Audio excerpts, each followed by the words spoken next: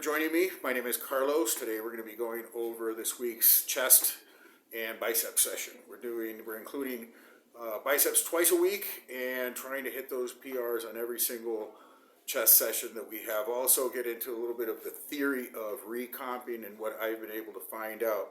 So let's start off with the diet. Now we're in a cut right now going for a very slow drop in body fat.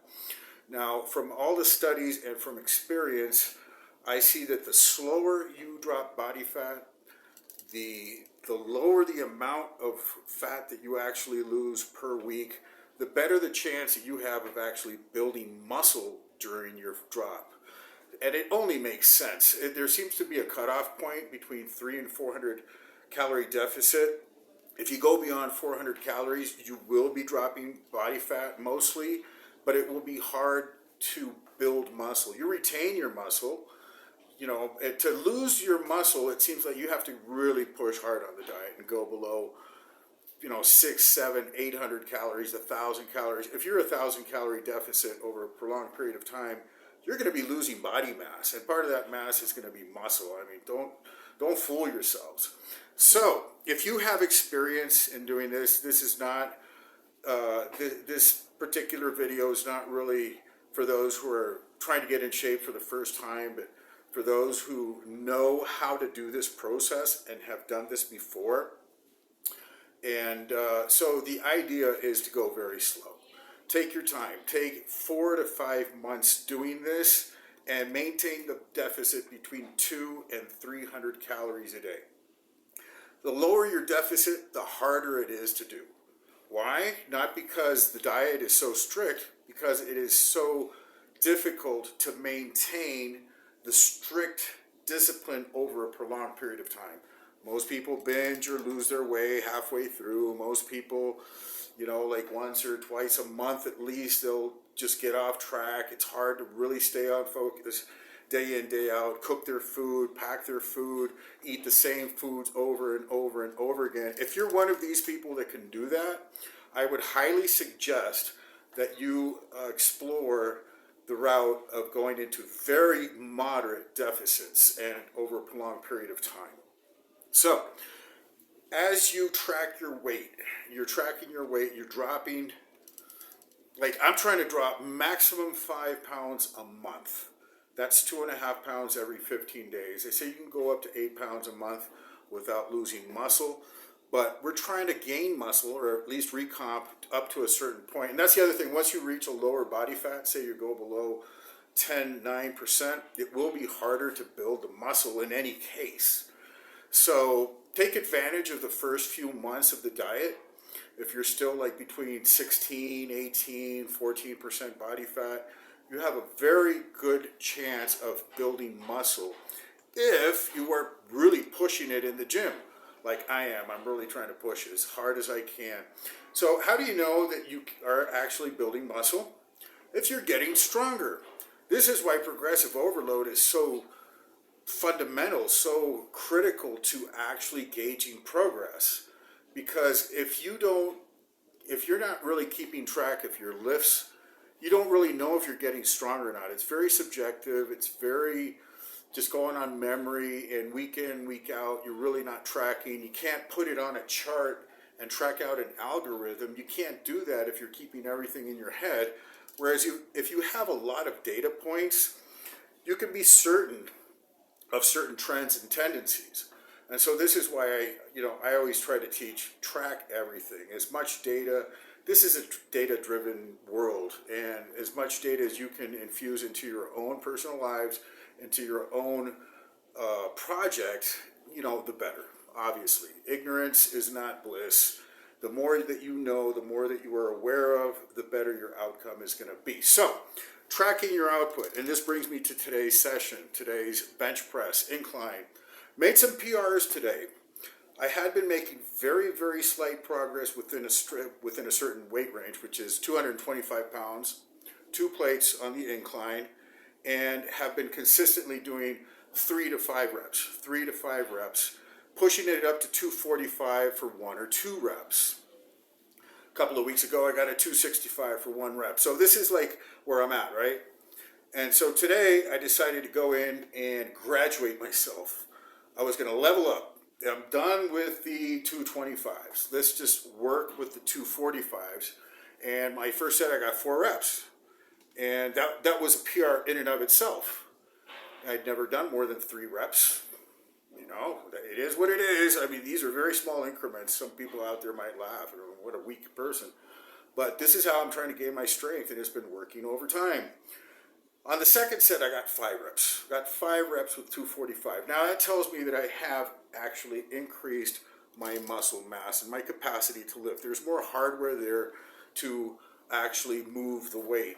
And then I did a 265 for a rep, and it was easier than last time. It was just boom, boom. Couldn't have gotten a second rep. Then I did the back off set, the AMRAP, which is very critical with this progressive overload, because as you want to lift progressively higher weights, you also want to lift progressively higher reps at a certain weight range, at a certain weight limit. So obviously you bring down the weight for this AMRAP, these as many reps as possible. So from 245, I drop it to 200. This is my AMRAP weight, as many reps as I can. My previous PR was 13 reps with 200 pounds, like, you know, big deal, but 13 reps. It felt pretty difficult that day. Took all I had. Today I got 16. That's a big jump from 13 to 16, and it just felt easier. And so what's going on? Obviously I'm getting stronger. My body weight has dropped very, very slowly, but it has been dropping. So in the month of February, I've already dropped on average over 4.5 pounds. It's been a consistent drop. Some days, like, it'll stay the same weight for 3 or 4 days, and then it'll go down, might go up a little, but then down. And I observe the trend, and I average out the weights, and it's been going down. The lifts have been going up. What does that tell me? There is a recomp, at least in performance. At least in performance. Dropping body weight, don't know if it's fat or muscle, dropping body weight and getting stronger is what every athlete would want to do. Unless your sport is just being bulk. You know, you're an NFL linebacker or a strongman, or you just need a lot of bulk. That's another story. But here we're going for physique and maximum strength with as, you know, little body fat as possible. And so, you know, that's what I have to say about that. If you take the diet very slowly, drop very slowly, and push the weights harder and harder, there's a great chance that you can recomp on at least the first half of your cut. Now, on the second half of your cut, once you reach 10% body fat, it will be very difficult to build muscle. It will be difficult. From all case studies and everything, is, you know, pretty much impossible if you're going down further and further down into the 8, 7, 6% body fat territory and below. At this stage, the best thing that you can hope for is retaining the muscle you have. And the same thing still applies. You try to go as slow as possible. Now, this is a little bit trickier because once you reach the lower body fats, there's a lot of adjustments that need to be made. Metabolic adaptation occurs, so you have to be changing your diet, and you have to be changing your exercise routine, not your lifts. Sometimes, like towards the end, you really shouldn't be going for maximum lifts because you are more injury prone. But, you know, me personally, I kind of tend to train the same way even to the last day. It's just the way I am. A lot of people are like that. They'll just train the way they always train and modify everything through diet and maybe cardio. And so that's all I have to say about that. And the biceps, throwing in an extra session, an extra biceps and triceps session. So before I was just doing 1 arm day a week. So now I'm doing 2. And today I did the exact same exercises that I did on my previous workout, but I upped the poundage on the preacher curl from 35 to 40. And it's feeling easier, it's feeling better. Now, these isolation exercises like the preacher curl or the dumbbell curl or anything that has to do with, you know, biceps and triceps, probably not the smartest thing in the world to really try to progressively overload. I mean, you're not going to be doing a 300-pound tricep extension. It's just not, conducive to that type of output, unless you're doing like close grip bench presses and things like that. But by and large, the isolation exercises, what you do to increase your size and the capacity of the muscle is that you start throwing more work volume, and especially more work volume in a limited period of time. In other words, on those particular sessions, you do train faster and rest very little between sets. Now, this is very contrary to what I do in my compound lifts. When I'm doing my squats, my hack squats, my deadlifts, whatever it is, I'm resting 3 to 5 minutes between my sets. Why? Because I want to be completely recuperated for the maximum output on that set for my PR. Same thing with the bench press. But when you're going for isolation,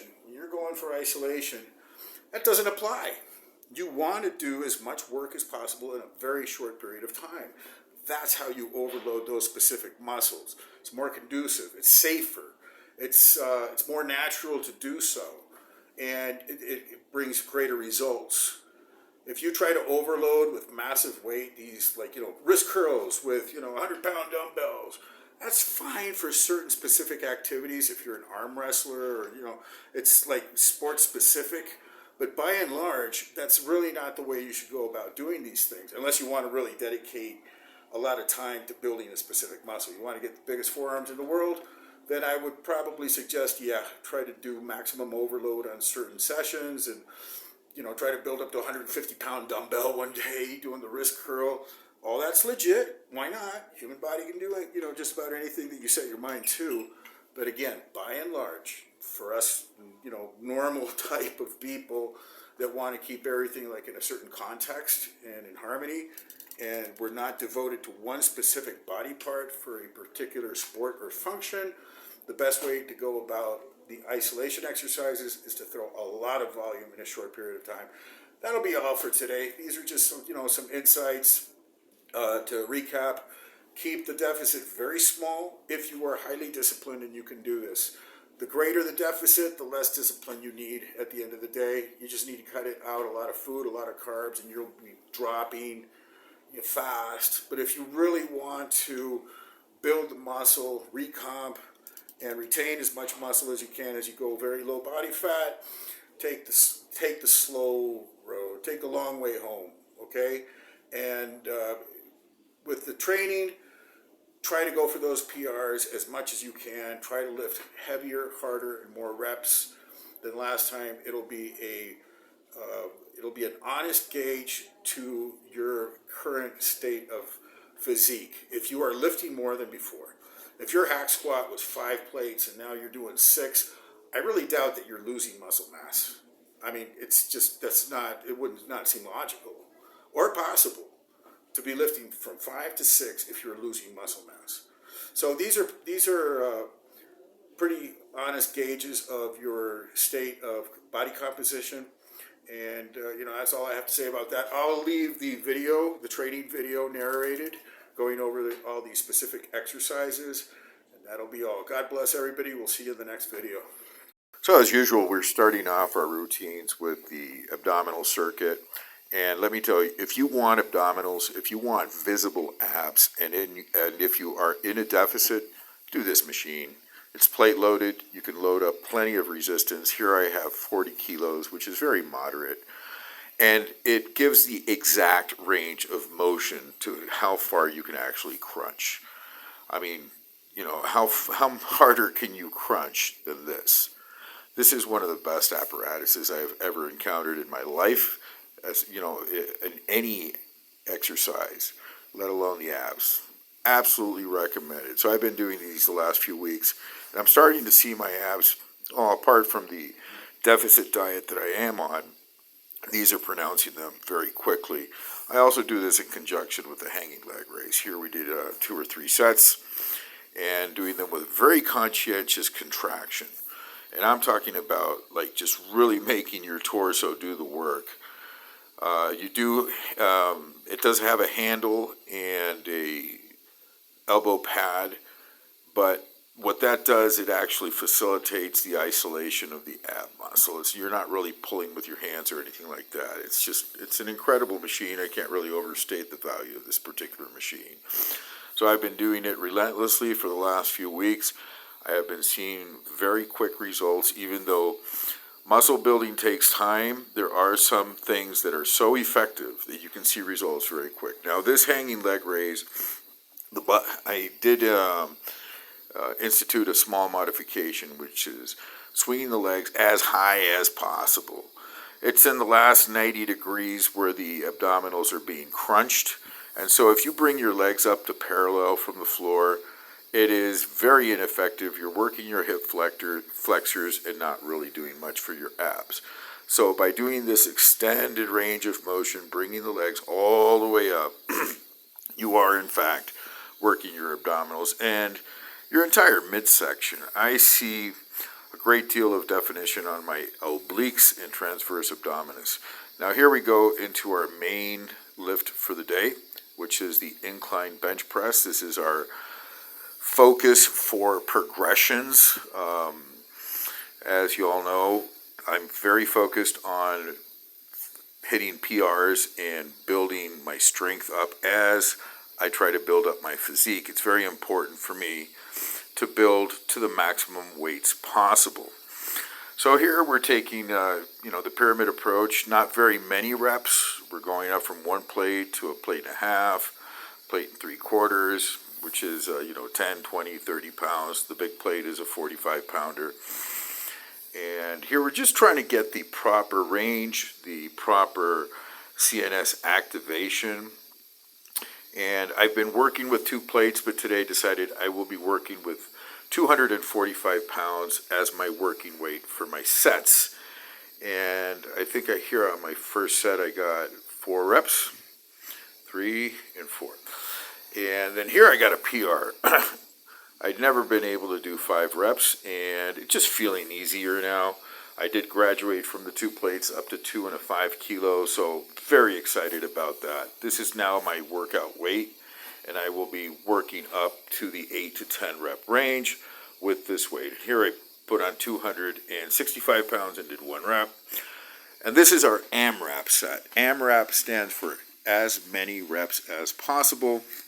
Here trying to go for rep PRs. My previous PR was 13 reps with 200 pounds. And today I achieved 16 reps. And it's just overall feeling easier. I feel stronger. I feel more confident on this lift. I feel a greater ability to just let loose and produce the force necessary. And so it's very exciting to see progress on that. I can't wait to be graduating up from the 245s. Here, went to the dumbbell inclines. Been months, and I'm talking about maybe 6 months since I touched a dumbbell incline bench press. I find it very uncomfortable to get these into position, but decided to start a new pyramid with these, a new progression. And so I will be building up to eventually the 110-pound dumbbells that we have here at the gym.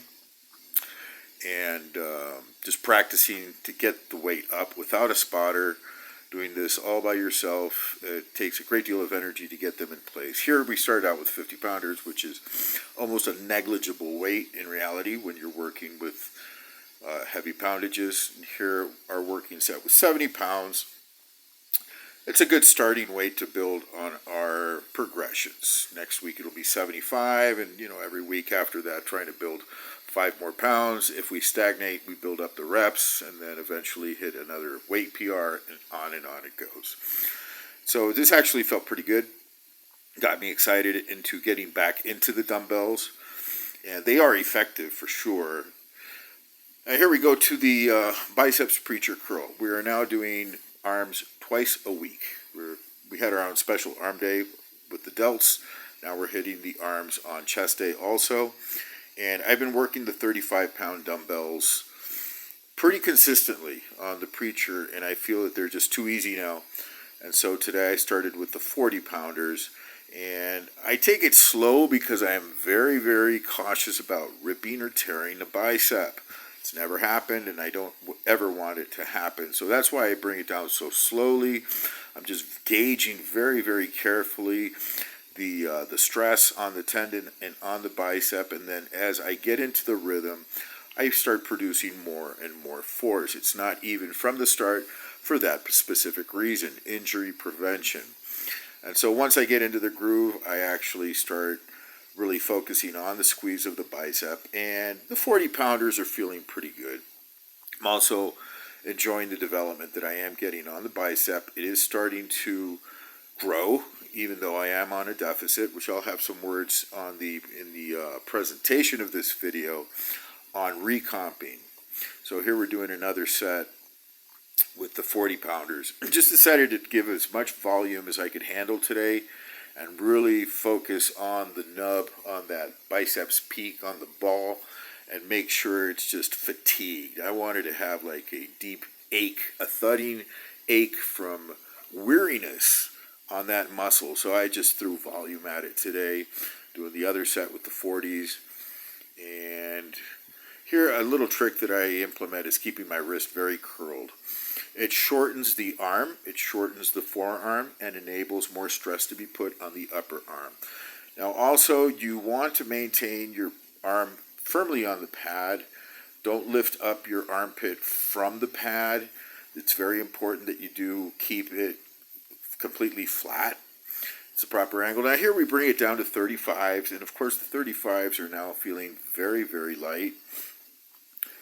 And just to get in the extra work volume as not as a drop set, but started out with 40s, now we go down to 35s. In certain exercises, I'm a big believer in these reverse pyramids. Start out with your maximum weight. You're already warmed up. Your muscles are already, worked for previous compound exercises. You don't need to warm up again and again and again. That's the most ridiculous thing. So start off with your heaviest weight, cautiously, of course, and then start doing less weight with more reps. And I believe that you'll exhaust all your muscle fibers in a more effective manner. And let's see, where do we go from here? I'm feeling really good with this. Now, I spent some time with the forearms, with the 40-pound dumbbells. I do need to bring up my forearms. I will admit they are pretty thin in regards to, they're long forearms, but they really need to be built out. I found that by building up my forearms, it also helps with my bench press. Those guys who have really big benches will identify with having the bowling pin forearms. When I was working specifically for my big bench, flat bench last year, my forearms would definitely be more vascular after the session without doing any particular forearm work. And so now I'm including more, will be including more forearm exercises for the benefit of my bench press.